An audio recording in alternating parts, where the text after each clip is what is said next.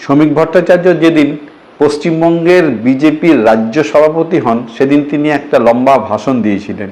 সে ভাষণের খুব প্রশংসা হয়েছে, কিন্তু সেই ভাষণের মধ্যে আমার যেটা সব থেকে পছন্দের কথা ছিল সেটা হচ্ছে এইটা, আমাদের কর্মীদের যারা রক্ত নিয়েছে 21-এ পরে যে অত্যাচার তৃণমূল কংগ্রেস করেছে, যাদের হাতে রক্ত আছে বিজেপির, তারা কেউ পার পাবেন না। সরকারের পরিবর্তন হবে, পাতাল থেকে খুঁজে বের করা হবে। একদম ঠিক কথা। রাজনৈতিক মতভেদ থাকতেই পারে, কিন্তু রাজনৈতিক কর্মীদের যারা খুন করেছে তাদের পাতাল থেকে বের করে এনেও শাস্তি দিতে হবে।